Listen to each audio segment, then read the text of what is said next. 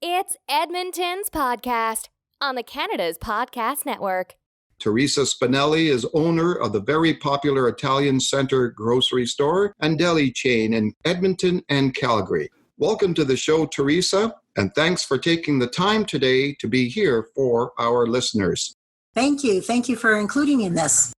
Tell us a little bit about yourself, where you're from, and what your business is all about. I was born and raised here in Edmonton, Alberta. My father and mother immigrated from Italy, and my father started the Italian Centre shop 60 years ago. Our store is a retail grocery store specializing not only in Italian products, but in European products. But we're more than a store. We're like a cultural experience. We're a gathering place. We're really a big family. Tell me a little bit about your father and how he started it. Did he need financing to start the company? And how has business been for you lately? So my dad all started because my dad was a very big man. He's a big man of stature, and people would just automatically go to him for advice and help.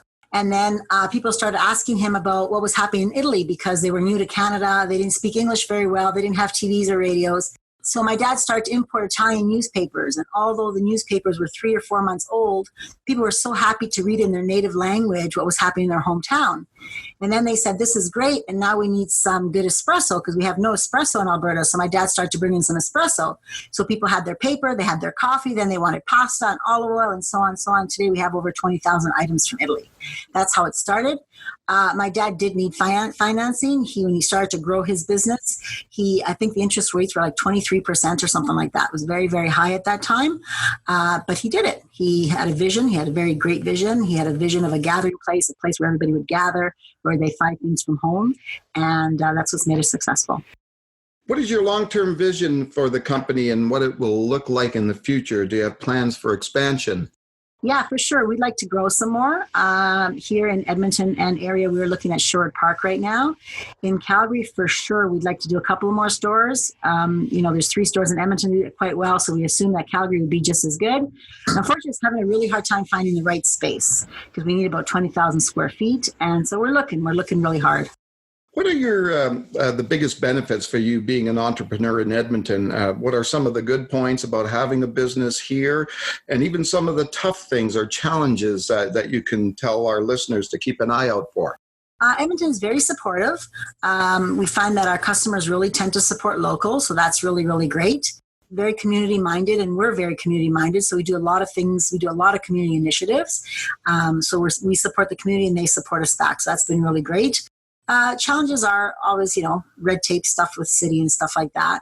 In our neighborhood, like our flagship store is in the inner city, and it's a rough neighborhood. So trying to keep the city accountable to make sure that it is still kept clean because we try really hard. It's always a challenge, but we're working on it. Okay, so we do some of our best work outside the office. Is there a place in Edmonton close to where you either live or work where you like to go to recharge or get inspired or just simply think about the business? Yeah, just down the street from our flagship store here in Little Italy, there's a place called Zoccolo's. It's a really great flower shop. So you're surrounded by flowers and beautiful things, and that's just a really great place to go, and just take a deep breath in and really get settled and figure out what the next priorities are. Here's a hypothetical question for you. Imagine you were to start all over again and you just moved to Edmonton, but this time you don't know anybody. Knowing what you know now, what would you do and how would you do it to start all over again as an entrepreneur? I think do lots of networking, really get together with other like-minded people and do lots of community initiatives, not even necessarily business, but volunteer in community organizations. Do everything you can to learn about the community in the area that you're in and contribute, really give back a lot. What does the first hour of your day look like when you get up in the morning? Do you have like a specific routine or ritual to get you motivated to start your day? I really don't because it's been a really crazy couple of years. My mother's very, very sick, so it depends on whether I get a phone call at 6 in the morning or not. My husband's been very sick. I've been very sick, so it's been really kind of chaotic. In a perfect world, I'd like to get up and not rush, but I have an 11-year-old, so it always tends to be a little bit rushing. So there's really no 2 mornings that are alike. Do you think entrepreneurs have to be weird or unique, but in a positive way, or just wired differently? I think entrepreneurs are wired differently. I think we think differently. I notice that because when I have an issue or a problem, and although my husband's fantastic and I've got lots of really great friends, they don't think like entrepreneurs. They think differently. So I think we are a little bit different.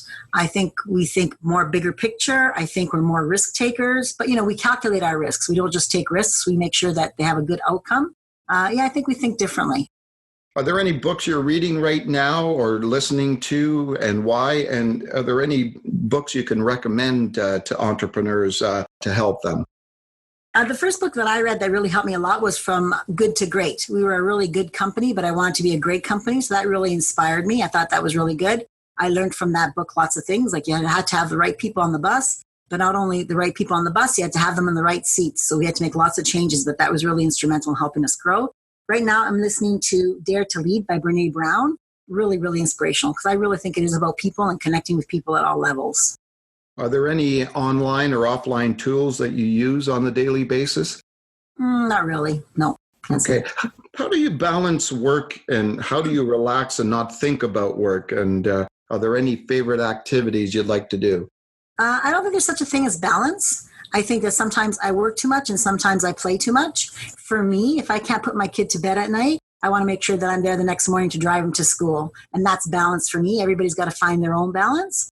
Yeah, because I just think it's really hard to have like 50-50, or sometimes I play too much and sometimes I work too much. I like to walk in the river valley. I find that very peaceful. It's very beautiful, very calming. Edmonton has a phenomenal river valley. We have a dog, so it gives me an opportunity to bring the dog out and really just take in nature and fresh air. I think that's really good for the mind. Now, if you weren't doing what you're doing now, what would you like to do for a profession or a career? I don't know. I'm still trying to figure out what I want to be when I grow up.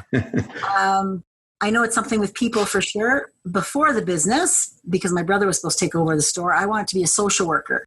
And when I did my first practicum, I hated it because as a social worker, you're just one level above where they're at. And I want to bring everybody home with me. I want to take care of everybody. That wouldn't have been a very good social worker. But for sure, something with people and giving back. Okay, in business, what is your favorite word, quote, or sentence that you like to use? I like to say that when you have more, you don't build a wall, you build a bigger table. I think the more you have, the more you give. Here at the Italian Center, we've got a really generous profit sharing plan, and I'm really proud of that. Is there a least favorite word or sentence you don't like to hear? I don't like when people say it's not my job or it's not my business, because I think that's part of what's the problem with our world is that we think it's not our business. It's all of our business to make sure that everybody is healthy and happy and moving forward. So if you think something's going not right somewhere, you have to speak up. Can't stand by. If you had one or two words to describe yourself, what would they be and why?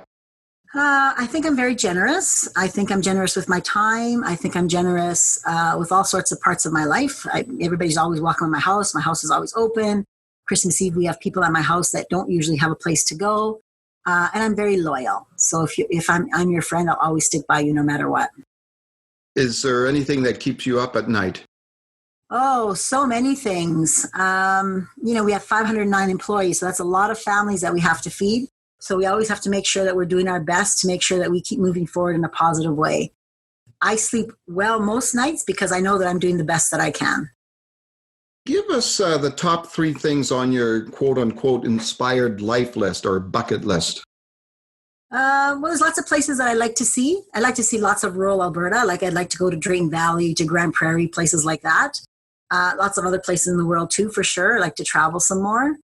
That's about it, because I try to do everything that I can do now. I don't wait for later. If we can do it, let's do it now. Now, do you have any advice that you may have received over the years that you can pass on to entrepreneurs? I think one of the biggest pieces of advice that really helped me grow my business was that when I first started, I was working so hard in my business. I was being cashier, I was balancing tills, I was doing payroll. You can't grow your business if you're working in your business. You have to step back and look at your business as a whole and work on your business. That's the only way you're going to grow. Okay, I have a little different question for you here. There's a small tropical island just off of Fiji that only has one phone booth there with no internet. We're going to drop you off there and you won't have a computer or smartphone, tablet, whatever. You can use the phone booth located there anytime to call the boat and we'll come pick you up. How long would you last before you made that call, and what would you do there while you were there? Ooh, while I was there, I think I'd take a walk around the island and see as much as I could and take in some fresh air, maybe just soak up some sun, but I wouldn't last very long, probably 4 or 5 hours, then I'd be calling a boat. Why is that? I like to be surrounded by people. I like to be surrounded by people, and I like to be busy, and I like to always interact with people. And if there's no people, then I get bored quite easily. Okay, thanks, Teresa. How can our listeners get a hold of you? And is there anything you would like to add before you leave us today? Thank you for the opportunity for sharing my story. I always love to do that. You can get a hold of me by emailing me, teresa.spinelli at italiancentre.ca, our website, www.italiancentre.ca. I'm available to everybody. I answer everybody's emails and phone calls, so feel free to contact me. Okay, thanks, Teresa, for being our guest on Edmonton's podcast. I've learned a lot about you, your business, and I'm sure our listeners have as well.